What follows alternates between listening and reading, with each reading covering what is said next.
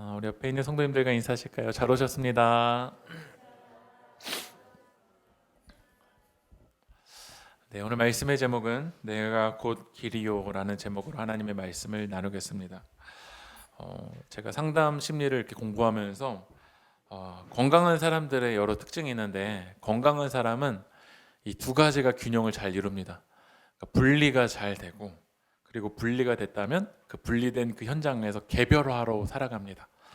영어로 말하면 세퍼레이션이 이루어지고, 그 다음에 인디비주얼레이션이 잘 이루어집니다.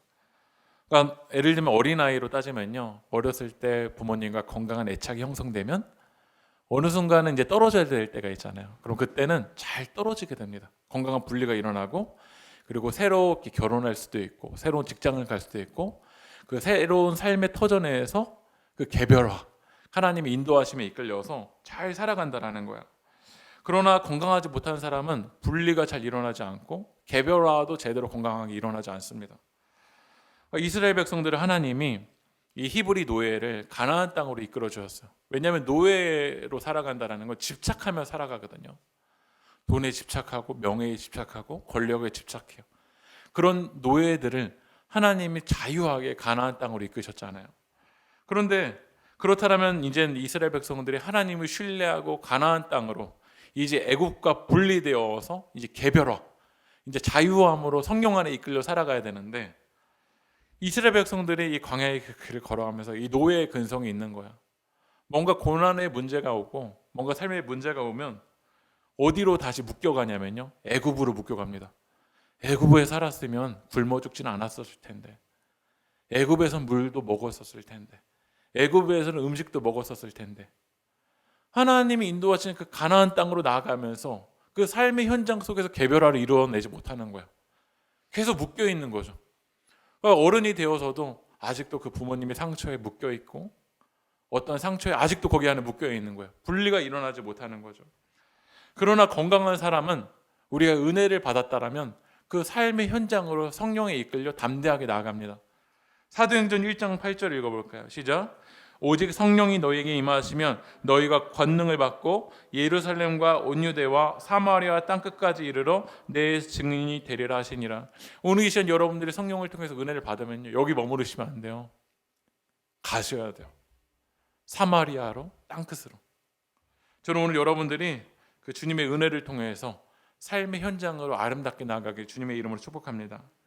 그런데 이 예수님의 제자들이 요한복음 14장으로 넘어오면요, 불안한 거예요. 분리되지를 잘 못하는 거예요. 요한복음 14장 1절 한번 읽어보겠습니다. 시작. 너희는 마음에 근심하지 말라. 그러니까 근심이라는 단어가 해결되지 않은 일 때문에 막 속을 태우고 우울해하는 그런 이제 현상입니다. 영어로는 그 헐트가, 트러블이 막 있는 거죠, 마음 가운데.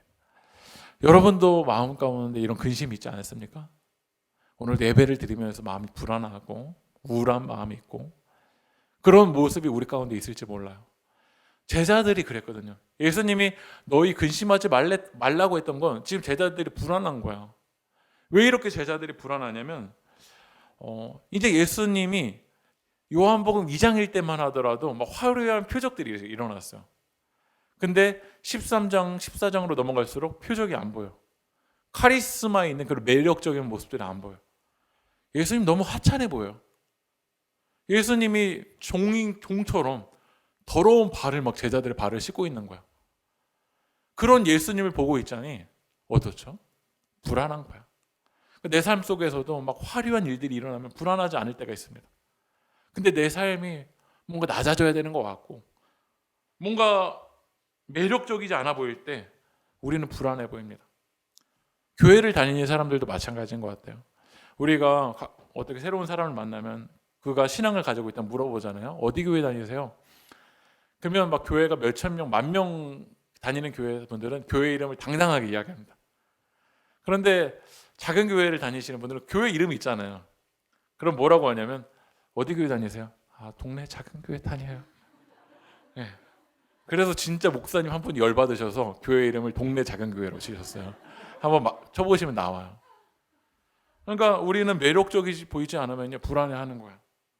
그리고 또 예수님의 제자들이 불안했던 건 예수님의 제자들 중에 은사가 있었던 사람들이 있었잖아요. 뭐 가룟 유다 같은 경우는 재정을 다룰 수 있는 은사가 있었기 때문에 그 재정을 맡았는데, 그 가룟 유다가 이제 배신할 것이라는 것을 예수님이 예고해 주세요. 그러니까 우리도 삶 속에서 어떤 은사를 의지할 때가 있어요. 하나님을 의지해야지 은사를 의지해서는 안 돼요. 그냥 그 은사는 도구이고 통로입니다. 그런데 우리도 은사를 의지했는데 그 은사가 사라진다고 하니까 불안한 거야. 베드로도 그렇습니다. 베드로도 그 예수님 안에서의 그런 은사들이 있었던 사람이에요. 그런데 베드로가 뭐라고 이야기하냐면요, 요한복음 13장 37절 읽어볼까요? 시작. 베드로가 이르되 주여 내가 지금은 어찌하여 따라갈 수 없나이까? 주를 위하여 내 목숨을 버리겠나이다. 그 예수님이 나는 이제 너희들 떠나갈 거다. 그러니까 베드로가 뭐라고 하죠? 저 목숨 버릴 거야. 신앙생활하면서도 말이 앞서는 사람들이 참 많아요. 저는 우리 세계교회 성도님들이 정말 말하기 전에 여러분 움직이세요. 근데 움직이지 않고 뭐만 잘하는 사람 아니면 말만 잘하는 사람들이 많아요. 그러니까 우스갯소리로 크리스찬들이 물에 빠지면요 그냥 입만 뜬대잖아요. 얼마나 말을 잘하면. 하나님 말씀대로 살아가는 삶은 없고, 저 목숨 바칠 건데요, 이렇게 말만 하는 거야. 그런데 예수님이 뭐라고 말씀하시냐면 요한복음 13장 38절 넘어가 볼까요? 시작. 예수께서 대답하시되 네가 나를 위하여 내 목숨을 버리겠느냐? 내가 진실로 진실로 내게 이르노니 다 굴기 전에 네가 3번 나를 부인하리라. 말만 앞서는 베드로에게 예수님이 실체를 알려주세요. 다 굴기 전에 너가 3번 나를 부인하리라. 여러분, 우리가 감정이 앞설 때가 있고 막 말이 앞설 때가 있는데 십자가 앞에 서면요 그 실체가 다 드러납니다. 겉으로는 신앙생활을 정말 잘하는 것 같고 믿음이 좋은 것 같지만 여러분, 십자가 앞에 서면요 우리들의 믿음이 정말 증명되는 시간인 것 같아요. 지난주에 한 목사님이랑 이야기를 나눴던 적이 있는데, 한 시골 교회 목사님이셨어요. 근데 그 교회에 이제 서울에서 한 장로님이 이제 그쪽으로 이사를 오셨는데 자동차가 BMW를 타고 오신 거예요. 근데 당시 교회에 이제 빚이 한 몇 억 정도 있었더라고요. 근데 그 장로님이 이제 이 교회 신앙생활 하면서 내가 여기 교회 빚 다 갚아주겠다라고 하니까 목사님도 의지하고 성도님도 의지했던 거야. 근데 그렇게 막 말만 막 하다가 교회에 문제 일으키고 결국 장로님이 떠나가신 거죠. 그러니까 교회는요 이렇게 말 잘하는 사람을 의지해서 안 돼요. 사람은 사랑할 대상이지 신뢰할 대상이 아닙니다. 오직 신뢰할 대상은 예수님이에요. 그런데 우리가 사람을 의지했는데 그 사람이 무너진다라는 모습을 보니까 어떻죠? 불안한 거야. 여러분이 하나님을 의지했어야 되는데 우리가 어떤 은사 있는 사람이든지 어떠한 그런 도구들을 의지했는데 그 도구가 사라진다라고 느껴질 때 우리는 불안한 거죠. 그리고 또 제자들이 불안한 이유는요, 요한복음 14장 2절 같이 한번 읽어볼게요. 시작. 내 아버지 집에 거할 곳이 많도다. 그렇지 않으면 너에게 일렀으리라. 내가 너희를 위하여 거처를 예비하러 가노니. 예수님이 이제 떠나가겠다라는 거야. 나 거처를 예비하러 간다고 말씀하세요. 그런데 제자들이 예수님을 믿었던 건요, 예수님이 로마를 압도해버릴 수 있는 왕이 돼서 그 밑에서 나도 한 자리 하는 거예요. 그러니까 세베대 아들 야고보와 요한의 어머니도 그걸 기대했던 거죠. 예수님이 이 로마를 압도해버릴 수 있는 왕이 되셔서 나도 한 자리 주세요라고 기대했던 거예요. 그러니까 우리가 예수님을 믿을 때 예수 그리스도를 믿는 그 본질을 의지하지 않고 뭔가 예수님에게 주어져 있는 예수님의 손만 보고 있으면요, 우리는 그 손에 선물이 안 보일 때 어떠냐면 불안한 거야. 근심 가운데 쌓이게 되는 거죠. 지난주에 제가 그 닐콜 목사님의 최근에 나온 책인데 파도를 타는 교회라는 그 책을 보게 됐어요. 근데 그 파도를 타는 교회, 현대 사회는 책을 한번 넘겨주시면은 파도를 타는 그런 사회가 왔다라는 거야. 거기 이 책에서는 그 파도가 현대 사회 파도를 4가지를 이야기해요. 첫 번째로는 인구가 급격하게 증가했다라는 거야. 그러니까 지구의 역사를 볼 때 이 몇백 년의 사이에 정말 급격하게 인구가 이제 증가했다라고 이야기하고, 두 번째로는 경제적인 그 격차가 계속 증가한다라는 거. 잘 사는 사람은 계속 잘 살게 되고 못 사는 사람들은 계속 못 살게 되고, 땅은 계속 오르게 되고, 못 사는 사람들 그 월세는 계속 오르게 되고, 그 빈부격차가 계속 심해지는 그런 파도가 우리 사회라는 거야. 세 번째로는 세계의 양극화가 심해졌대요. 이건 우리나라도 마찬가지인 것 같아요. 이 책에서 이런 그림을 보여줘요. 하나 넘겨주면요, 1994년도만 하더라도, 이건 미국의 이제 상황인데, 민주당 지지자나 공화당 지지자의 그림이 어떻죠? 표가. 그런데 지금은 2017년이 될수록 어떻게 되죠? 양극화가 돼 버렸어요. 그러니까 지금도 가족 안에요, 대화가 어느 정도 이렇게, 그러니까 자기가 지지하는 것은 있다고 할지라도 대화가 돼야 되는데 이제 양극단이 돼 버린 거야. 그 말하면은 싸웁니다. 그러니까 교회 안에서도 마찬가지인 것 같아요. 교회 안에서도 이 정치적인 이야기를 할 수도 있잖아요. 근데 말하면 그냥 싸우니까 차라리 하지 말라고 말하고 싶어요. 그만큼 지금 우리가 마주한 사회는 양극화가 돼버린 거예요. 그리고 이 양극화를 만드는 이유 중에 하나가 가짜 인터넷 뉴스, 그리고 인터넷 가운데 이런 생각들이 나오면서 어떤 생각을 내가 지지하면 그 지지한 생각들이 시멘트가 돼버렸어요. 지금도 여러분들의 생각 가운데 뭐 이야기를 나누다 보면은 그 시멘트가 돼 있으니까요, 말 안 하고 싶어요, 그냥. 그러니까 지금 우리가 마주하고 있는 이 파도를 마주하니까 우리도 어떠냐면요, 불안한 거야. 너무 극심하게 불안한 거죠. 마지막으로 이 파도를 타는 기회에서 한 가지 이야기하는 건 이 테크놀로지의 기술이 너무 발달했다는 거예요. 그러니까 4차 산업혁명의 시대를 맞이한 거예요. 제가 지난번에도 이야기했잖아요. 한 청년이 정말 열심히 해서 취직했는데 이제 그냥 인공지능으로 다 만들어지니까요, 그냥 직장에서 그냥 우르르르 그냥 막 잘린다라는 거야. 왜냐하면 컴퓨터가 다 해결되니까. 그런 시대를 맞이하니까요, 이 청년이 막 우울증 약을 먹지 않으면요, 그거 하나 버틸 수가 없는 거야. 지금 우리가 마주하는 시대는요, 이런 시대입니다. 그런데 이 마주하는 시대에 파도가 올 때 도망가는 사람이 될 것인가, 아니면 이 파도를 타는 사람이 될 것인가. 예수님은 떠나가십니다. 근데 그 떠나가는 그 상황 속에서 이 십자가를 향해서, 이 믿음의 길을 향해서 갈 것인가, 아니면 베드로처럼 부인하고 도망갈 것인가. 이 길을 우리가 걸어갈 것인가, 아니면 우리가 마주한 세상은 고난이고 힘드니까 우리는 회피할 것인가. 근데 제가 이 책을 읽으면서 저의 가슴을 두근두근했던 건요, 교회는 늘 역사적으로 이런 진보의 그런 이제 역사의 혜택을 누리게 됐다라는 거예요. 그러니까 사도 바울의 시대는 로마의 시대잖아요. 로마 같은 경우는 모든 길이 통했어요.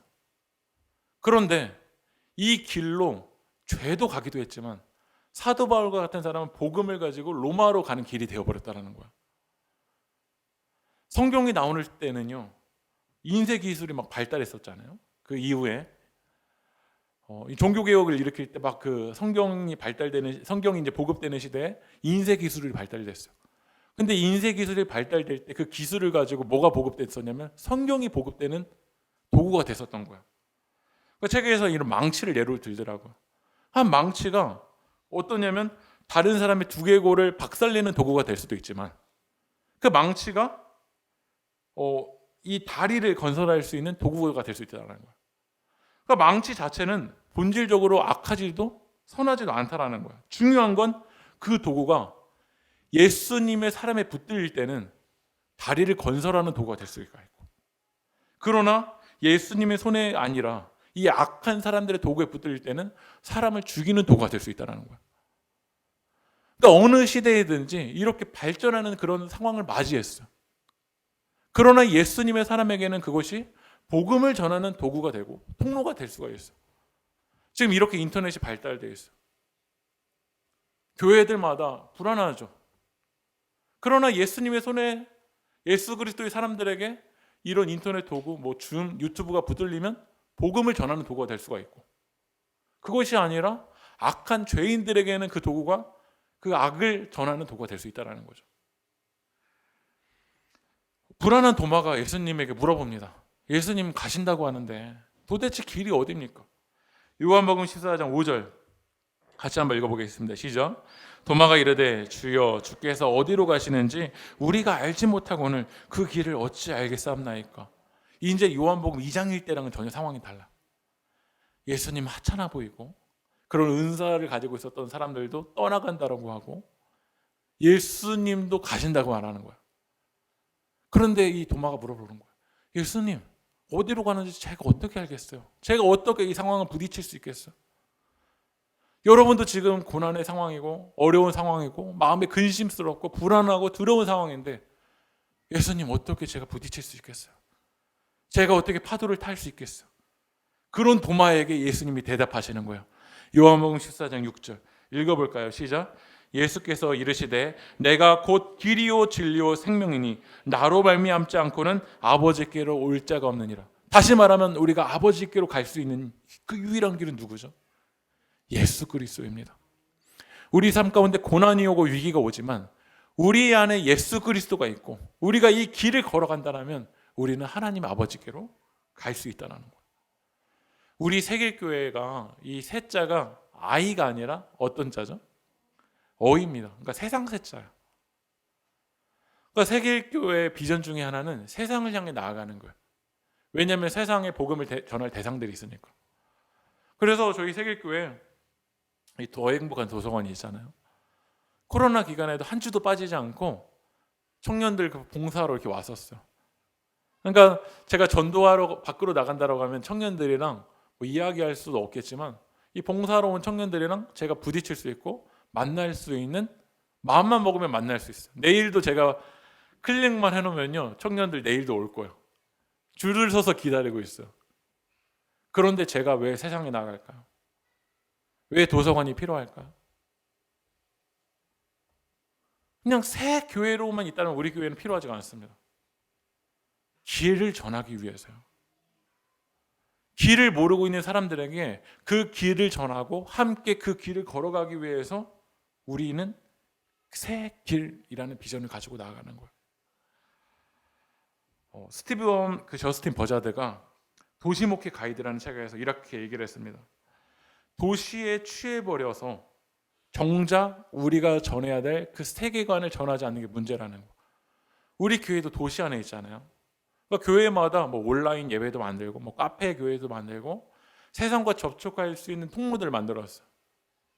그런데 문제는 뭐냐면 제가 지난번에도 이야기했잖아요. 카페 교회에서 갔는데 복음을 전할 대상이랑 한 번도 부딪히지 않아요. 더 문제는 뭐라고 했죠? 커피가 맛이 없다고 했잖아요. 그러니까 이것도 저것도 아닌 거예요.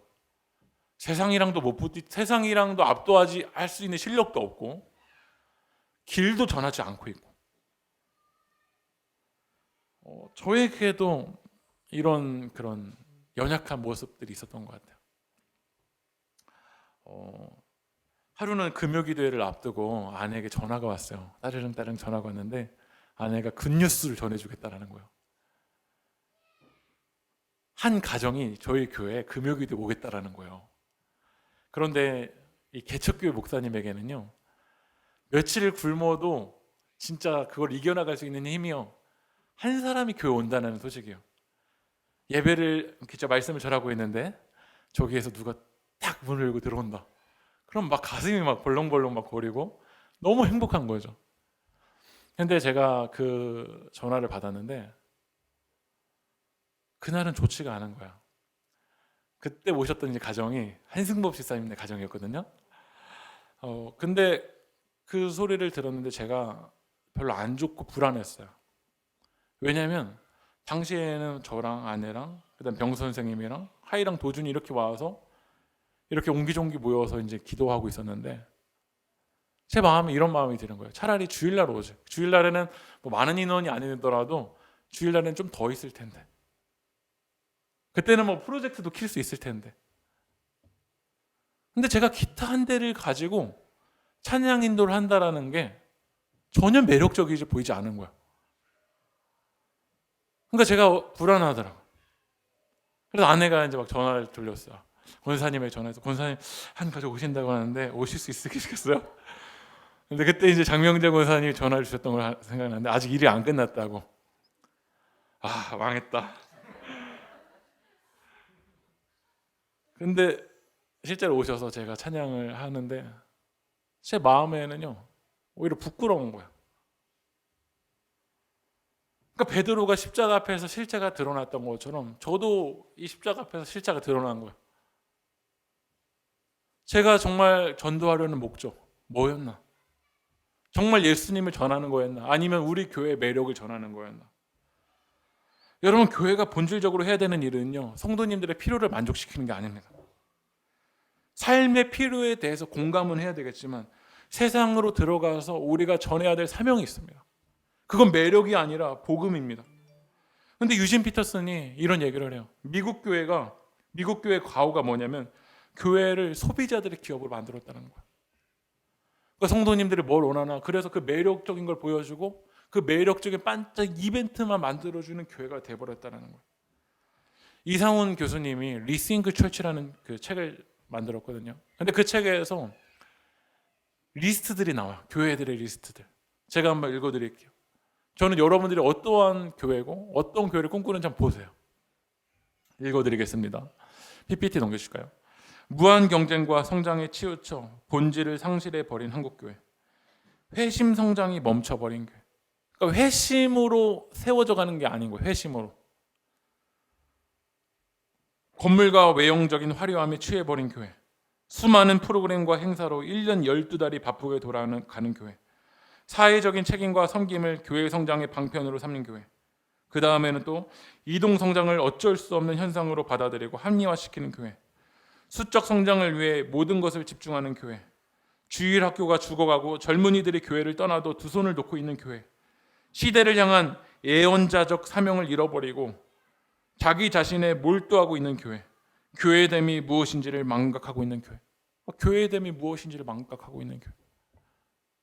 당장은 반짝할 수 있겠지만 우리가 지난주 말씀처럼 끝까지 갈 수가 없어. 당장은 화려해서 사람들이 몰릴 수 있겠지만 오래 갈 수가 없어. 그러니까 우리가 막 기도하잖아요. 하나님, 전도 대상자들 만나게 해달라고, 전도할 문 열어달라고 막 기도하거든요. 골로새서 4장 3절에 이렇게 우리도 기도하는 것 같아요. 또한 우리를 위하여 기도하되 하나님이 전도할 문을 우리에게 열어주사 그리스도의 비밀을 말하게 하시기를 구하라. 내가 이 일 때문에 매임을 당하였노라. 우리가 기도하거든요. 전도할 문 열어달라고, 전도할 문. 그런데 전도할 문을 열어달라고는 기도했는데 뭘 기도하지 않냐면 그리스도의 비밀을 말하게 해달라고 기도하지 않는 거예요.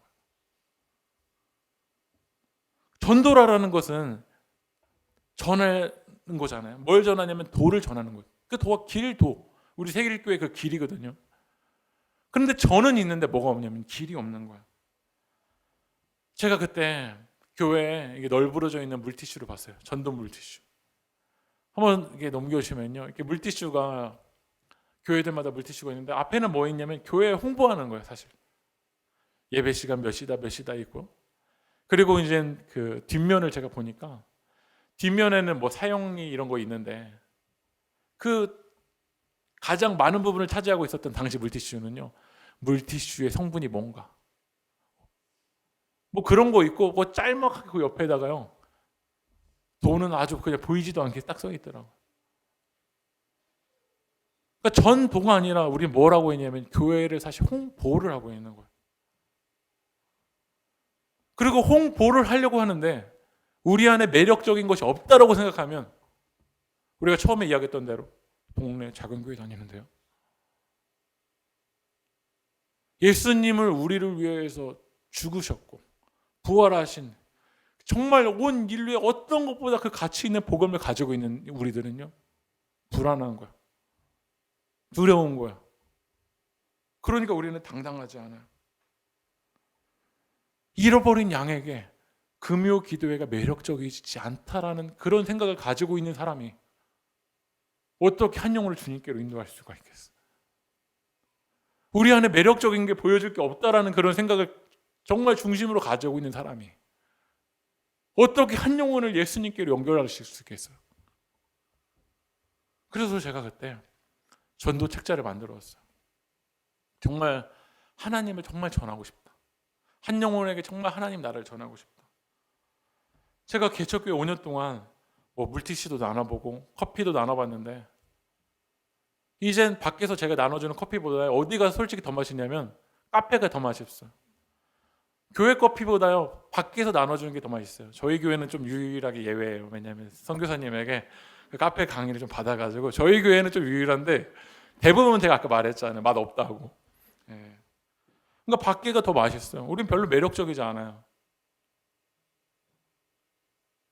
교회에서 예전에 막 나눠줬던 거 이제 복지가 너무 잘 돼 있어서 밖에서 주는 게 더 많이 받아요.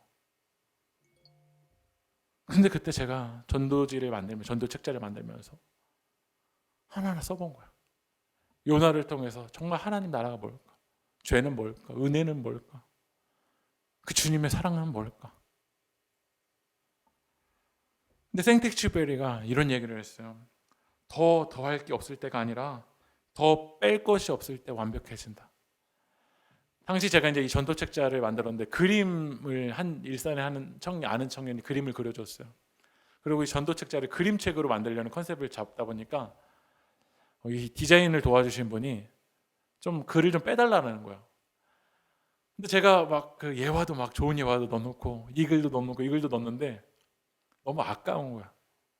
그런데 그 컨셉에 맞게 매력적인 것들을 빼니까 정말 내가 전해야 될 그 하나님이 분명해지기 시작하더라고요. 그러니까 생텍쥐베리가 이야기했던 것처럼 우리에게는 더더가 아니라 빼야 돼요. 지금 복음을 변질시키는 거짓된 복음을 우리는 빼야 돼요. 그렇게 전도 책자를 만든 다음에 이 도서관을 통해서 한 어머님들에게 연결됐어요.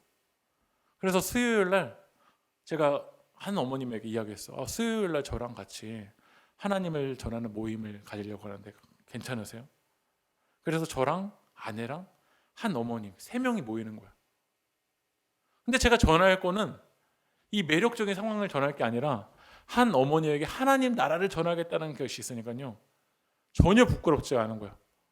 오히려 한 명만 있더라고요. 감사해요. 왜냐하면 집중적으로 하나님 나라를 전할 수 있으니까요. 그때서야 제가요. 목사답다라고 느꼈어요. 목사라는 것이 매력적인 걸 전하는 게 아니라 한 영혼이라고 하더라도 정말 두렵고 떨리는 마음으로 하나님 나라를 전할 때 이게 목사의 의미를 먹는 거구나. 이게 하나님의 사람의 보람을 먹는 거구나 라고 깨닫게 됐어요. 여러분은 매력적인 걸 전하려는 사람입니까? 아니면 길 대신 예수 그리스도를 전하려는 사람입니까? 닐콜이 교회 3.0에서 이런 얘기를 합니다. 교회를 심지 마라, 예수님을 심으라. 하나님 나라의 복음을 심으라. 그러면 교회는 자연스럽게 자라나 스스로 번식할 것이다. 그러니까 교회가 뭐냐면요, 예수님이 심겨져서 모인 사람들이 교회인 거예요. 그런데 매력적인 것 때문에 모였던 사람은요, 교회가 매력적이지 않으면 금방 떠나갑니다.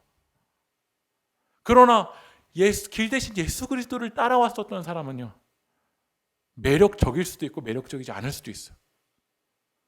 교회가 사회 속에서 정말 환호하는 그런 매력적인 상황이 있을 수도 있고 매력적이지 않은 상황일 수도 있어요. 그러나 내가 곧 길이요 진리요 생명이니 나로 말미암지 않고는 아버지께로 올 자가 없느니라. 우리는 그 말씀을 믿음으로 받아들이고 요한복음 14장의 상황일지라도 우리는 그 길을 걸어가는 거야. 왜냐하면 예수님이 길이니까요. 그리고 그 길을 전하는 거야. 매력이 우리를 살리는 것이 아니라 생명 대신 그리스도 대신 예수님이 우리를 살리니까. 우리 함께 찬양하겠습니다. 우리 주가 보이신 생명의 길, 우리 하나님께 찬양할 텐데 우리도 그 주님의 그 길을 걸어갈 수 있게 해달라고. 나의 길 오직 주님이 아시나니 주님 나도 그 길을 걸어갈 수 있게 해달라고. 우리 믿음으로 결단하며 우리 찬양하며 나가겠습니다. 주가 보이신 생명의 길, 나 주님과 함께 상한 마음을 들이며 주님 앞에 나가리. 나의 의로움이 되신 주 그 이름 예수, 나의 길이 되신 이 이름 예수.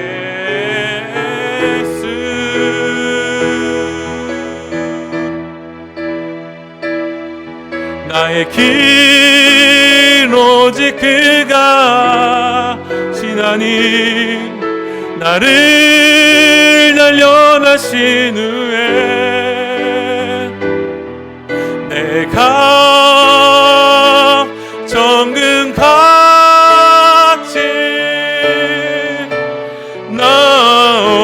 나오리다. 주가 보이신 생명의 길, 주가 보이신 생명의 길, 나 주님과 함께 상한 마음을 들이며 주님 앞에 나가리. 나의 의로움이 되신 주 그 이름 예수, 나의 길이 되신 이 이름 예수.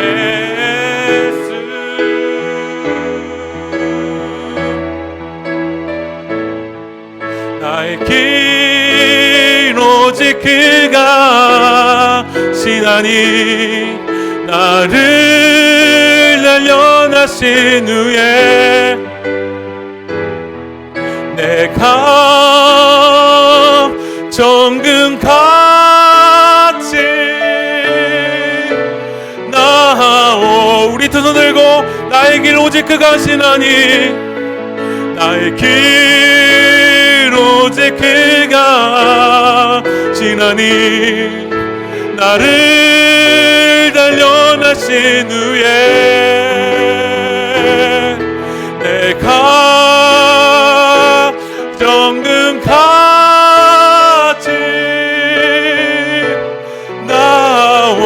나오리다. 우리 좀 기도했으면 좋겠습니다.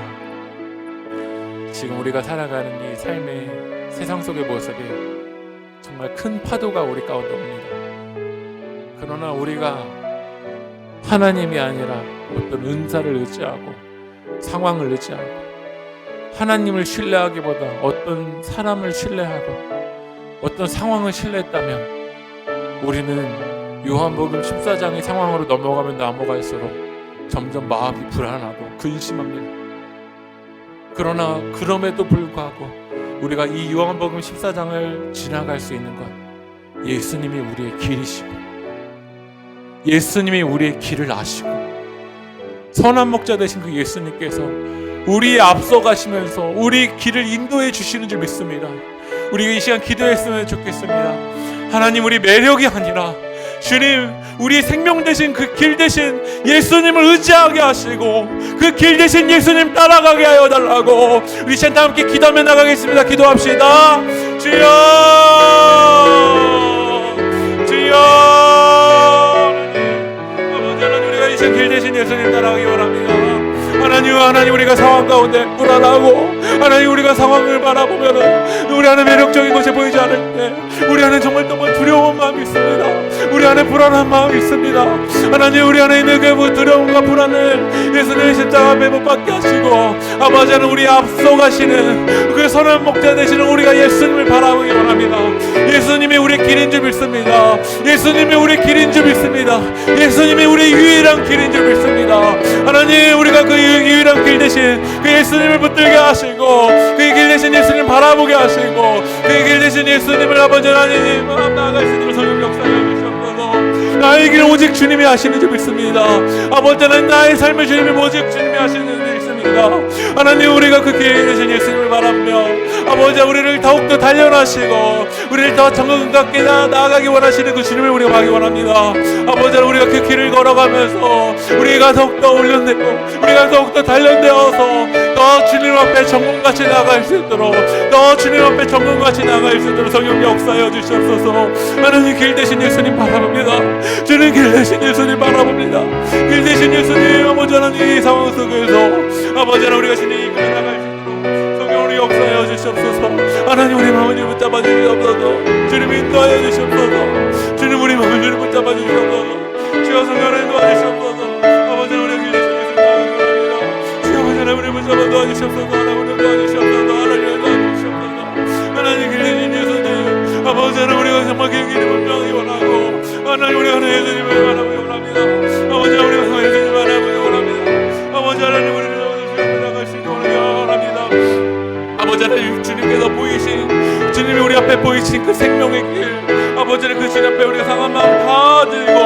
주여 주님 앞에 나아갈 수 있도록 주여 인도하여 주시옵소서. 주여 도와주시옵소서.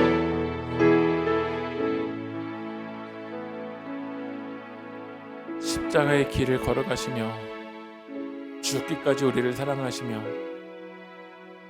휘장을 찢으신 그 생명의 길을 오늘 이 시간 우리가 바라보게 하여 주시옵시고, 우리가 넓은 문 넓은 길이 아니라 주님이 걸어가셨던 좁은 문 좁은 길을 걸어갈 수 있도록 주님 인도하여 주시옵소서.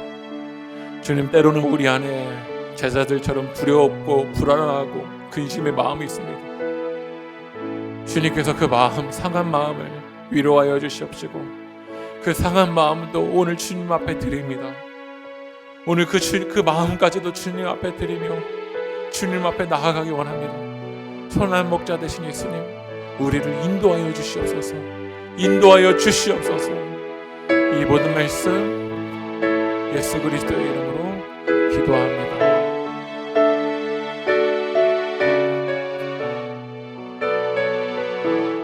우리 다 함께 일어나셔서